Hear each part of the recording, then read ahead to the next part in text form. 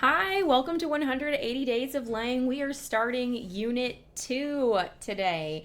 Unit 2 is the heart of rhetorical analysis. So, if you are using my lesson materials, switch over to the lesson plans for Unit 2, the purple ones. And there are a whole lot of skills per the course and exam description for Unit 2. So this one's a little bit longer, it's about 4 weeks. But let's talk about the essential questions for the unit students are going to engage with. And again, if you want some posters to display essential questions, those are linked in the lesson plans too. Oh, and by the way, you can get the lesson plans and everything that you're going to see in these Unit 2 videos in the Unit 2 bundle that's linked in the description. So check that out, and then we'll come back and watch these videos as they go up for just a day by day of the how and the why for each of these lessons. So students are tackling these big questions. How do effective speakers connect with their audience and inspire change? That's getting into our appeals. Then, what makes an argument convincing, and how do speakers build it using evidence and structure? So really looking at the course of an argument, of a speech or something, how it's developed, and then what are those little choices that they make, and changes in tone and things like that to make it effective. And then, how can we explain not just what a speaker says, but how they say it and why it works? So how can we write analytically about text? So that's a ton of stuff to explore, but we will do a lot of it. So we're going to have a few big assessments in this unit, but a lot of fun along the way, starting with day 1, which is an introduction in my class, but it might be a review in yours, to the appeals. So we're going to focus on ethos, pathos, logos. I know sometimes people just call them appeal to authority, appeal to credibility, appeal to emotion, appeal to logic. Ethos is authority and credibility, but I know that those are like different. So whatever you want to call it, it's just making sure that they know those concepts.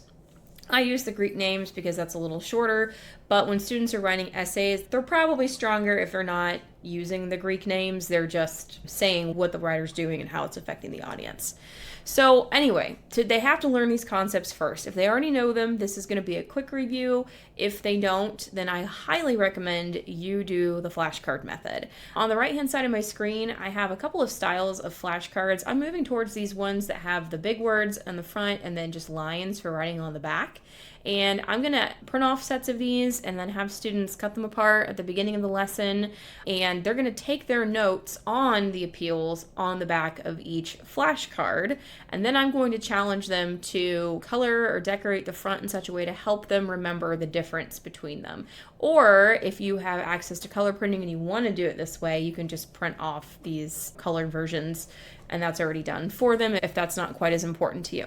But I always open up with getting students to think about ways they're using the concept before we even name it. So I'm going to do a think, write, pair, share on this question. Imagine you've been invited to something by your best friends on Friday night, but you'll have to convince your parent or guardians to let you stay out 2 hours past your usual curfew. What are 3 different approaches you might take to convince them to let you go? So I'm going to have them write about it, pair up, talk about it, and then we'll start a list on the board. And then you're going to hear things probably tell them like, oh, so-and-so's mom will be there, or I am trustworthy, or if I'm the only one not there, I'm going to feel really depressed and left out, or I am a good student, I don't have homework the next day because it's a Friday night, so I'm not going to be missing anything. So I would try to categorize those and show them, look, like some of you went off of your own credibility, some of you tried to appeal to your mom's emotions, and then some of you tried to use logic, and that's what we're talking about today. So figure out what prior knowledge they have, connect to that, and then get into the notes. So I have a whole slideshow with pretty elaborate notes for this, and remember, students don't need to copy down everything, but I want them just to take notes. And then there are these little checks throughout where I have students think about, name the emotion and emotional appeals that these slogans are applying to, and so on and so forth there. So that is just to get them through this information. This is a full day's lesson. If I have extra time, I'm going to get out the colored pencils and have them color those flashcards to represent the 3 distinct appeals in ways that they will remember it. I'll have them go back to their their think, pair, share from the beginning of class about the curfew thing, and have them name the appeal that they use and say whether that would be the most effective appeal with their parent. Why or why not? And you could also extend this further if you have, say, like a block schedule, or you want to just give more challenging homework. Have them go back to one of the texts from Unit 1, the Malala speech or the Thurgood Marshall speech, and have them reread it and then write a little argument, like just a paragraph or two, on which appeal the author relied most heavily on, and cite a couple of pieces of evidence. If that could be a good extension or a good just way to practice with this if you have the time to in a block schedule. The next couple of days are going to be practicing with the appeals through some station activities. So I'm going to group those 2 days together, but it's important that students have their flashcards complete for those, so they have that set of notes to practice with and for other class activities. So hopefully students will get the notes complete. You'll have enough time. If not, you could always extend the lesson to another day, or post the PowerPoint and have them finish up the notes on their own.